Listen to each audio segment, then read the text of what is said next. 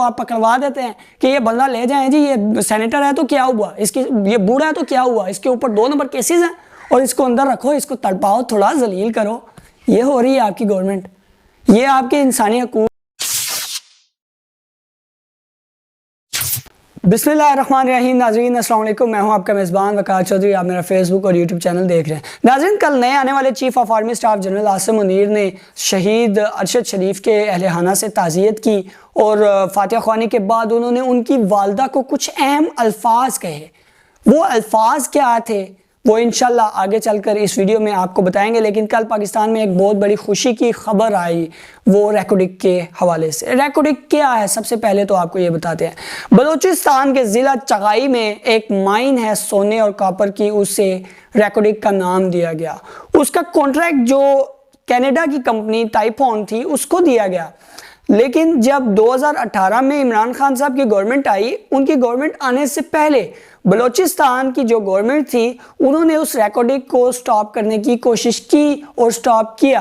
क्यों किया कि उस कंपनी को रोका क्यों उन्होंने? उसकी वजह ये थी कि वो कंपनी 75% यानी अगर सोना 1 किलो निकल रहा था वो 750 ग्राम सोना कंपनी ले रही थी और 250 ग्राम वो बलूचिस्तान गवर्नमेंट को दे रही थी, जिस पर बलूचिस्तान गवर्नमेंट ने वो पीछे हट गए उससे, क्योंकि कॉन्ट्रैक्ट तो पहले हुआ था। लेकिन कॉन्ट्रैक्ट करने से पहले गवर्नमेंट को सोचना चाहिए था कि ये हमारे फ़ायदे में होगा या नुकसान में होगा। खैर, वो उस कॉन्ट्रैक्ट से पीछे हट गए और फिर वो उस कंपनी ने इंटरनेशनल कोर्ट में पाकिस्तान के खिलाफ 5.97 अरब डॉलर का जुर्माना कर दिया। जब इमरान खान साहब की गवर्नमेंट आई, उन्होंने पहले तो उनके जहन में पाकिस्तान की जो इकॉनमी थी वो थी, लेकिन जब उनको पता चला यार ये तकरीबन 6 अरब डॉलर तो हमें जुर्माना पड़ा हुआ है उस कंपनी की जानिब से, फिर इमरान खान साहब ने उसको हिलजिल की और उस कंपनी के साथ कॉन्ट्रैक्ट किया। कॉन्टैक्ट करने के बाद उनके साथ कुछ आउट ऑफ द कोर्ट उनसे राब्ते किए कि आएँ आप पाकिस्तान में दोबारा आप माइनिंग स्टार्ट करें, जिस पर कंपनी के 2 फरीकों में से एक फरीक इस चीज़ पर राज़ी हो गए और उन्होंने एक शर्त रखी कि इसमें सबसे पहले तो जो सूबाई गवर्नमेंट है बलूचिस्तान की, उसके अलावा वफाकी यानी फेडरल गवर्नमेंट यानी इमरान खान साहब जो मरकज़ में थे वो भी इस कॉन्ट्रैक्ट में शामिल होंगे। और उससे पहले सुप्रीम कोर्ट ऑफ पाकिस्तान की जानिब से उनको इसको कानूनी शक्ल में पेश करना था और कानूनी शक्ल में उसके तहफ़्फ़ुज़ात दूर करने थे जो कि बलूचिस्तान की गवर्नमेंट थी उनके। फिर खान साहब ने बलूचिस्तान गवर्नमेंट में उनके वज़ीर आला, गवर्नर और जो MPs थे उनको एतमाद में लिया, जिस पर उन्होंने एतमाद का इजहार किया। खान साहब ने जो उसकी रिक्वेस्ट थी सुप्रीम कोर्ट से कर दी थी सदारती रेफरेंस की सूरत में, आरिफ अलवी साहब ने कर दी और सदारती रेफरेंस पर समाअत जो है वो कल फैसला आया, परसों फैसला महफूज किया गया, कल फैसला सुनाया गया और उस फैसले में ये कहा गया कि बिल्कुल ये सब कुछ आईनी होगा कि 25% फेडरल गवर्नमेंट को हिस्सा आएगा, 25% जो है वो बलूचिस्तान गवर्नमेंट को जाएगा और 50% वो कंपनी लेगी। 50-50 की हो गई कॉन्ट्रैक्ट, जिस पर इमरान खान साहब ने कल खुशी का इजहार किया क्योंकि उनकी मेहनत थी। और अगर ये देखा जाए कि पीछे 5 दिन रह गए थे, 15 दिसंबर से तक अगर सुप्रीम कोर्ट इस पर फैसला ना सुनाती, समाअत ना होती, तो ये पाकिस्तान को 10 अरब डॉलर का जुर्माना आयद हो सकता था, जो पहले 6 अरब डॉलर का था तकरीबन, फिर ये 10 अरब से ज़ायद का पाकिस्तान के ऊपर जुर्माना हो सकता था, जिस पर खैर कल पाकिस्तान जीत गया और पाकिस्तान के वो इमरान खान साहब मैं समझता हूँ जीते, उनको इसका सब सहरा जाता है। 6 अरब डॉलर का जो हम पे जुर्माना पड़ा था वो उन्होंने माफ़ करवाया, फिर खैर आगे बढ़े और रेकॉर्डिंग मनसूबा अब दोबारा शुरू होगा। जो माहिरीन हैं वो ये कह रहे हैं कि इससे पाकिस्तान को अगले 47 सालों में 3 खरब डॉलर का फ़ायदा हो सकता है। 3 खरब डॉलर के वहाँ पे मुआदनियात हैं, लेकिन जो पाकिस्तान को फ़ायदा होगा वो तकरीबन 32 अरब डॉलर का होगा, ये कहा जा रहा है। और उम्मीद करते हैं कि पाकिस्तान में ये रेकॉर्डिंग मनसूबा तेज़ी से बढ़े और पाकिस्तान का जो अपना सोना है, पाकिस्तान के अपने वसाइल हैं, मादनियात है, वो ऊपर आएँ। कुछ और तफसीलात हैं पाकिस्तान की मईशत के हवाले से। पाकिस्तान के जो ज़ेर मुबादला हैं वो रोज़ बरोज़ गिर रहे हैं। इस वक्त पाकिस्तान के जो ज़ेर मुबादला हैं 6.9 अरब डॉलर पर ठहर चुके हैं, लेकिन देखा जाए तो हमने 13 अरब डॉलर के अगले आने वाले चंद माह में इंटरनेशनल पेमेंट्स करनी है। इंटरनेशनल जो हमने कर्जा जात की इकसात हैं वो 13 अरब डॉलर देनी है, और इस वक्त हमारा सिर्फ 1.5 अरब डॉलर भी नहीं है पाकिस्तान के पास अपने वसाइल।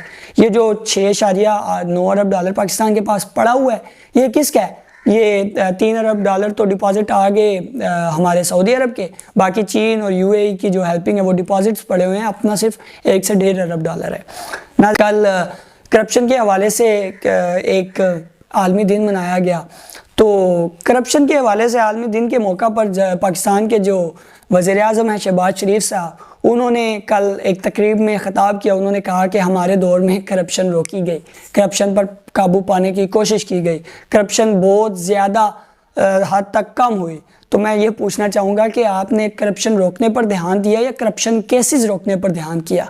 आपने क्या चीज़ ख़त्म करने पर ध्यान दिया? हमने जो देखा वो तो करप्शन केसेस ख़त्म हुए, नैब में तरमीम हुई, और जिस नैब को आप कहते थे कि यार नैब चल सकती है या मुल्क की मईशत चल सकती है, उस पर आप नैब में तरमीम कर रहे हैं, और ख़ुद NRO 2 इमरान खान साहब के बकौल आप ले रहे हैं, खुद आप आज़ाद घूम रहे हैं, आपके केसेस ख़त्म हो रहे हैं। ये आपने करप्शन को एक लाइसेंस फराहम कर दिया है, और ये करप्शन पर जो आपने लाइसेंस फराहम किए, ये आपको नुकसान होगा, आपको फ़ायदा हो रहा है, ये नुकसान भी आपको ही होगा। जब आपके आने वाली नस्लें तो खैर खुशहाल होंगी, लेकिन आपके मुल्क में रहने वाले लोगों को ये नुकसान होगा। जनाब वज़ीर-ए-आज़म, इस चीज़ पर ज़रा गौर कीजिए, तो इस चीज़ पर सोचिए कि आप वही लोग हैं, जरदारी साहब आप वही लोग हैं कि आप जो कहते रहे कि हम पाकिस्तान में जो नैब को ख़त्म करेंगे क्योंकि मईशत तो नैब इकट्ठे नहीं चल सकते, आप उसी नैब में तरमीम कर रहे हैं। आज इंसानी हकूक़ के हवाले से आलमी दिन मनाया जा रहा है, जिस पर वज़ीर-ए-आज़म शहबाज शरीफ साहब और जरदारी साहब के कुछ बयान आए कि हमारे दौर में जो इंसानी हकूक़ की पासदारी की जाती रही और इंसानी हकूक़ की जो पामाली हुई वो हमने रोकी और उस पर काफ़ी ज़्यादा काबू पाया। शहबाज शरीफ साहब ने भी यही कहा कि इंसानी हकूक़ के हम बड़े पेशरवा हैं और इंसानी हकूक़ के ऊपर हमने बड़ा काम किया। ज़रा देखिए कि वो 70 साल से ज़ायद उम्र का बेचारा सेनेटर, वो कल उसको बलूचिस्तान हाई कोर्ट ने आज़ादी दी और उसको कहा कि हम आपको रिहा करते हैं, आपके ऊपर केसेस ख़त्म करते हैं। तो जरदारी साहब, जहाँ पे आपकी गवर्नमेंट है सिंध में, आपका स्पेशल तैयारा वज़ीर आला साहब का आता है और कोयटा से उनको जो सेनेटर हैं 70 साल से ज़ायद उम्र के, उन पर गलत और जो 2 नंबर केसेस बनाए गए हैं उनको ले जाया जाता है लाड़काना से, फिर आगे कंबर जेल में उनको कैद कर दिया जाता है।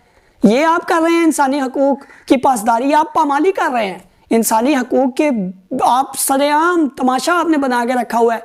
वज़ीर-ए-आज़म साहब, आपके हुकूमत में इस्लामाबाद में 2 नंबर केसेस होते हैं और बलूचिस्तान में आपकी फेडरल गवर्नमेंट है इस्लामाबाद में, बलूचिस्तान में आप इस्लामाबाद से बलूचिस्तान को आप पकड़वा देते हैं कि ये बंदा ले जाएं जी, ये सेनेटर है तो क्या हुआ, इसकी ये बूढ़ा है तो क्या हुआ, इसके ऊपर 2 नंबर केसेस हैं और इसको अंदर रखो, इसको तड़पाओ, थोड़ा जलील करो।